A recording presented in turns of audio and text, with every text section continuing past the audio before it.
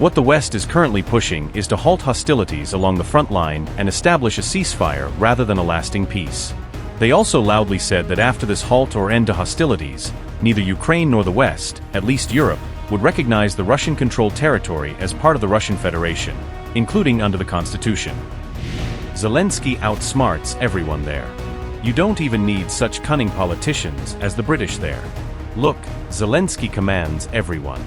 Admittedly, that's just his style. What's more, huge sums of money are disappearing in Ukraine, mostly through embezzlement, and corruption is rife. In essence, we now have two allies, the DPRK and Iran. Everyone is asking, how do we end up like this? How do we find ourselves in such a company? What's wrong with their company? This week, the Vatican's top diplomat and the CIA Director happened to be in Moscow on the same day. What's going on? Can you tell us? The Vatican's top diplomat and the CIA Director were paying visits. But what's behind these visits? What was the agenda? In both cases, it was the desire of those who visited us to come and talk. Here, as elsewhere in the world, there are rules governing how the security services interact with one another. There is nothing unusual about this. Nor is there anything unusual about the fact that they carry out this work discreetly. I spoke with the Vatican's top diplomat.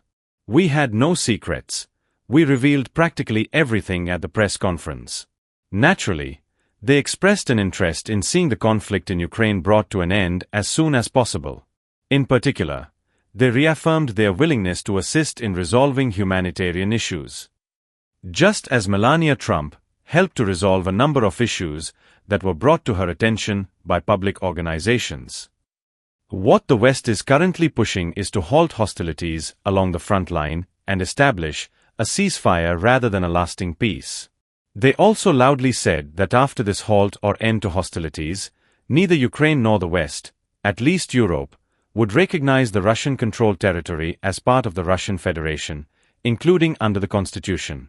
They even proudly state that a ceasefire must be declared, and only then should the 1991 borders be restored through peaceful efforts. Furthermore, stabilization forces will be deployed in the territory remaining under Zelensky's control, with Britain and France at the forefront of this extremely zealous initiative. In essence, these stabilization forces will preserve, perpetuate and protect this neo-Nazi regime, which is the only regime in the world to have legally banned an entire language and an entire religion. I asked the Vatican representative to what extent they take these very human rights, including religious rights, seriously. He said that this was not good. To be honest, I hope I'm not giving anything away. In response to my request, he promised to send a clear message on this matter in his future contacts with the Ukrainians. On August 14th, we reportedly demanded that the Americans explain how they were helping the Ukrainians to launch attacks on our territory, and this was practically an ultimatum on our part. No, there was no ultimatum on our part. We did raise a question, because there are occasional leaks in the Western press about how the Trump administration, which has declared the Ukrainian crisis to be Joe Biden's war, is assisting Ukraine with new financial allocations, weapons, intelligence, and so on.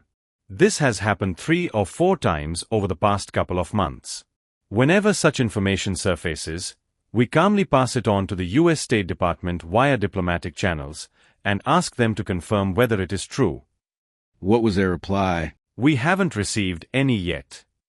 Britain's role is the most negative, as it has been for many centuries. This is certainly true in relation to Russia. But it is also true in relation to most of Britain's. I won't call them partners, let's say fellow travelers, because Britain has never had any permanent allies. The US is no exception. Don't you think the British are currently outsmarting the Americans in Ukraine? Zelensky outsmarts everyone there. You don't even need such cunning politicians as the British there. Look, Zelensky commands everyone. Admittedly, that's just his style.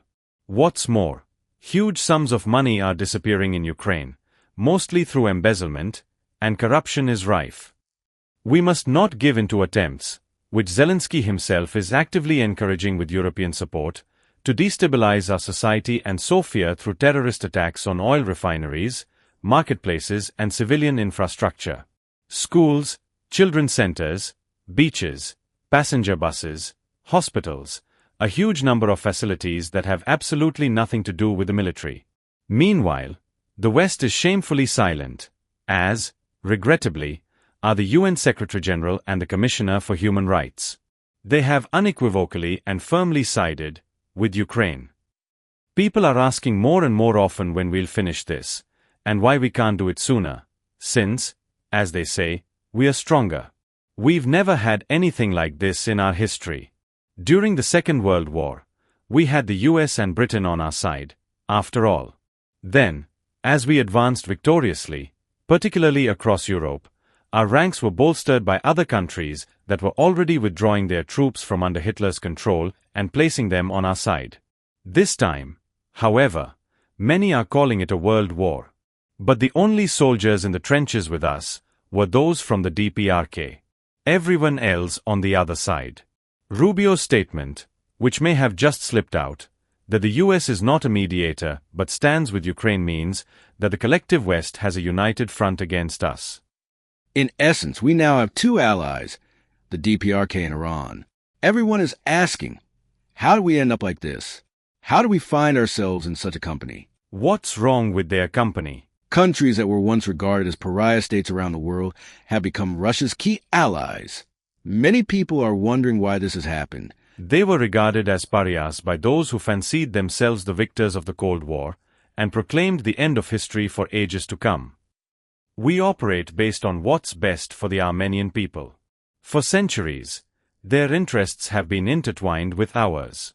We have been together for a long time, standing in solidarity with one another. Russia has on more than one occasion helped the Armenian people and the Armenian leadership through difficult situations. These interests must, naturally, prevail. Now, the current authorities in Yerevan are guided by other objectives. They have declared their intention to move towards the European Union. Armenian Prime Minister Pashinyan said that when the time comes, he will make up his mind. What does this "when the time comes" mean? You passed a law to start Armenia's accession to the European Union. Just the other day, I read in the news that Pashinyan said that a referendum could be discussed once they had submitted their application to the European Union, once there had been a response to it, and once a roadmap for this accession had been drawn up. Then, according to him, there would be a referendum. In my view, this does not show much trust in Armenian voters or in the Armenian people. They need to have a clear choice.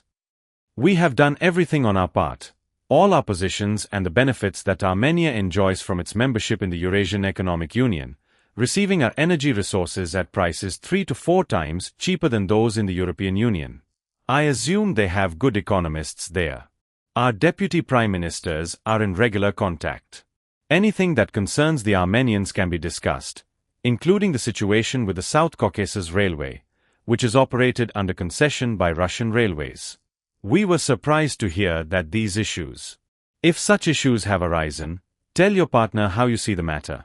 Instead, they made a public statement claiming that it all belongs to them and that we owe them $2 billion. I understand that, in addition to assessments based on economic analysis, this stirs up strong emotions among our citizens. Upgrade your news experience with the all-new HT app. Download now.